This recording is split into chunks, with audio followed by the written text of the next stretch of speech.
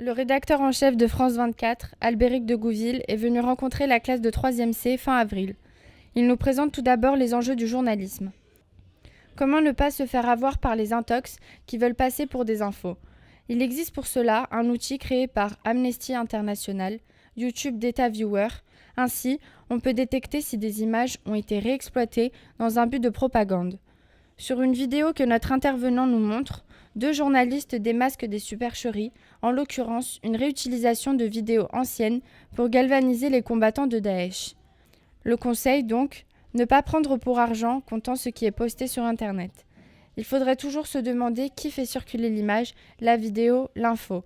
Il faudrait mener son enquête, recouper les infos de plusieurs origines, vérifier, et cela, c'est le cœur du travail des journalistes. C'est un métier qui s'apprend. Très à la mode, c'est les fake news.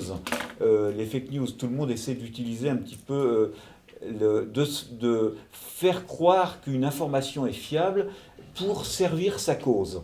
Le roi, le champion, toute catégorie des fake news, c'est Donald Trump.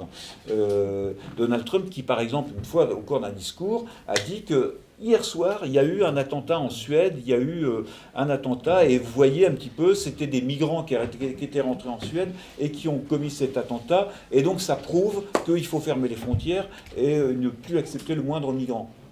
Totalement faux. Totalement faux. Ensuite, il y a même eu une protestation officielle des autorités suédoises contre Donald Trump. Il avait complètement inventé. Le deuxième sujet que l'intervenant partage avec nous est la Maison des journalistes. C'est une association dont il est vice-président. Et des journalistes qui ont été emprisonnés, qui ont été torturés, qui ont été expulsés, qui ont été menacés, qui ont été censurés dans leur propre pays, quand ils arrivent en France, alors il n'y a pas de la place pour tout le monde malheureusement, il n'y a que 14 chambres, mais pendant 6 à 8 mois, on propose à 14 d'entre eux, alors au bout de 6 à 8 mois, une fois qu'ils auront eu leur papier, qu'ils se sont retournés, voilà, il faut qu'ils trouvent autre chose. Mais pendant 6 à 8 mois, ils peuvent être hébergés comme ça.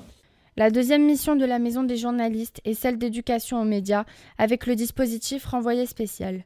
Les professionnels réfugiés accueillis dans cet espace sont amenés à témoigner dans des classes. Leurs récits sont bouleversants.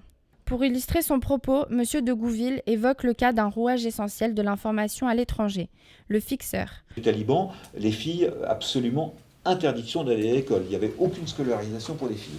Donc là, maintenant, les écoles sont de retour, mais des jeunes filles qui se font jeter de l'acide au visage. Donc l'équipe de France 2 y va et demande à Akbar, donc le fixeur, est-ce qu'on peut rencontrer un chef taliban? Il dit, ok, Akbar fait rencontrer le chef taliban, et le chef taliban dit, c'est pas nous. Nous, on fait pas ça. Nous, on veut pas que les filles aillent à l'école, mais on les agresse pas, on leur jette pas de l'acide au visage. Ça n'est pas nous. Et s'il dit ça, a priori, on pouvait le croire. Le seul truc, c'est que le journaliste de France 2, il rentre tranquillement à Paris, il diffuse son reportage, et en disant, sans diffuser l'interview du chef taliban, en disant, ce sont les talibans qui ont fait ça. Résultat des courses, celui qui reste sur place, c'est donc le fixeur Akbar, et là, les talibans disent, nous, on t'a fait confiance, t'as pas respecté ta parole, le reportage a dit des conneries, donc ils l'ont menacé de mort. Et il était menacé avec toute sa famille de mort. 1 an de démarche, on a pu réussir à le faire sortir, et là il est en France avec toute sa famille.